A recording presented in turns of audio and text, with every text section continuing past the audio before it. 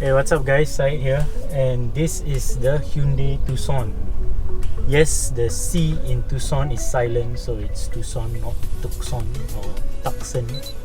I made the same mistake, but anyway, this is a car that quite a number of you have been asking for. I'm not sure why, to be honest. This Hyundai Tucson comes with two engine choices, 3 variants. So it either comes in this 2-litre naturally aspirated engine or the 1.6-litre turbocharged engine. The 3 variants that you get are this one, the base model 2-litre Hyundai Tucson. There's the 1.6 Turbo S and there's the 1.6 Turbo S with sunroof. The price difference between this base model 2-litre Tucson and the 1.6 Turbo Tucson is about $9,000.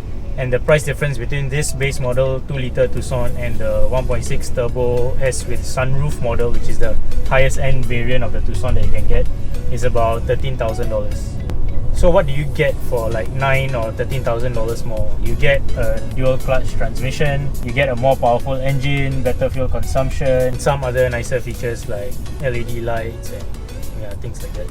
So this 2-litre Hyundai Tucson produces 153 horsepower, 192 Newton meters of torque, and delivers them to the front wheels. Yes, this car is front wheel drive. This car does 0 to 100 in about 11-ish seconds, which isn't very fast, but personally I think it feels a bit faster than 11-ish seconds. Now, exterior wise, I think this is a very good looking car. I love this diamond sort of grille pattern here over the front. The headlights also look very good. The car just looks very good from the front. I really like the design. However, do note that you don't get LED headlamps. You get halogen headlamps, which I think is a very big downside. You also get daytime running lights in your fog lamps and in the actual headlamps, so that's pretty nice. And also you get this black plastic trim all around the car, as you can see. Over in the back here, nothing much going on. It's very simple. And you don't get auto tailgate, so you do have to open the boot manually. So on to the interior. I have to say that the interior is a mixed bag for me because, for example, the steering wheel is not leather wrapped. It's covered in this kind of hard plastic, so it's not the nicest steering wheel to hold. Another thing is that over here you get soft touch plastic, and then here is leather, and then below it is another hard plastic.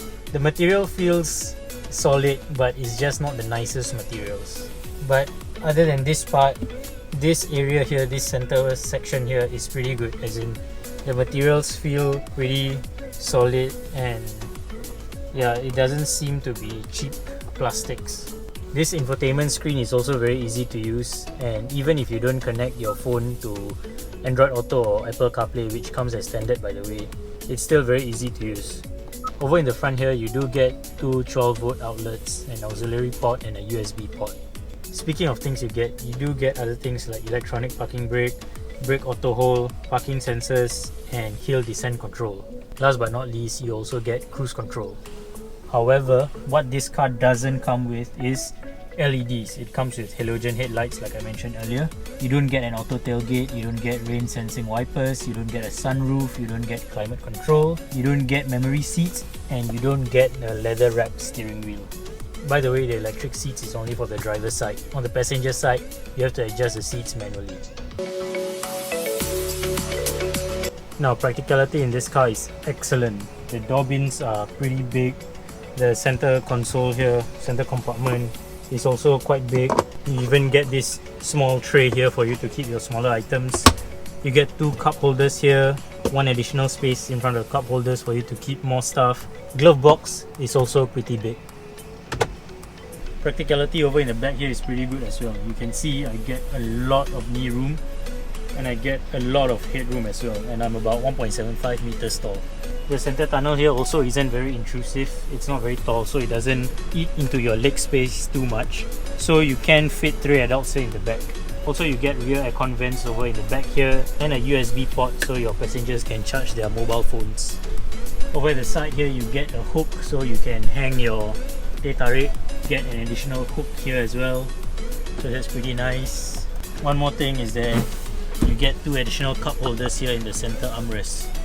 Onto boot space, you get about 513 liters of luggage space, and if you fold the seats down, you get about 1503 liters. You can also fold the seats 60-40, and you can even remove the parcel shelf. And once you remove the parcel shelf, there's actually a place for you to keep the parcel shelf below so it doesn't intrude with your items. Okay, first of all, it's not a fun car to drive, okay? It's not sporty, it's not like a fun car. It's a very good family car. The engine, 2 litre, 153 horsepower. For an SUV, it doesn't seem like much. But for this car, it doesn't feel underpowered. It feels capable, but it's not enthusiastic. I'm gonna floor the car now.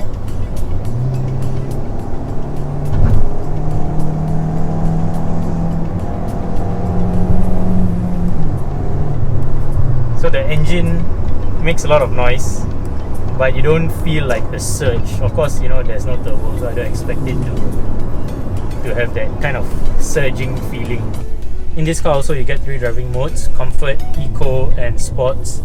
I'm gonna put the car in Sports mode now and see whether there's a difference.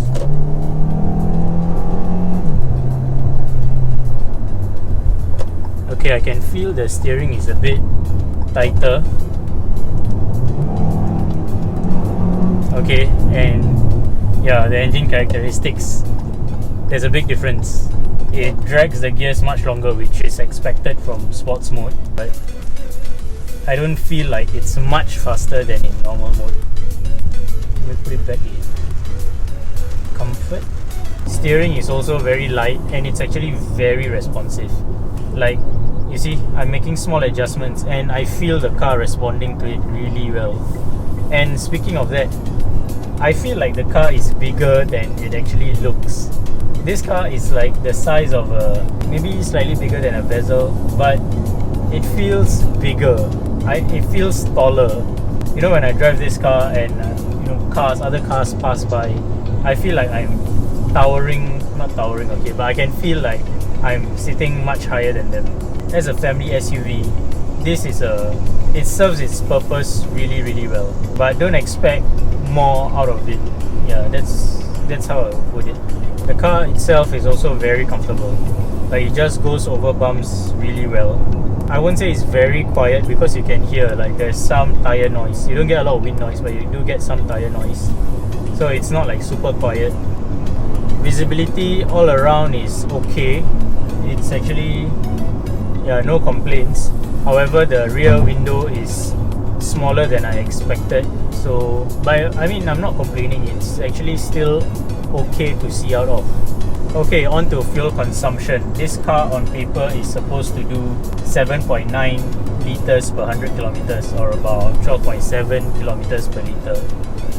I am averaging about 9.5 kilometers per liter, but that's because I was quite hard on the throttle. So, by the way, the fuel tank size on this car is 62 liters. So, assuming you do about 10 kilometers per liter, you should do about 600 to 620 kilometers on one tank of petrol before you have to refill, which is, I think, it's about average.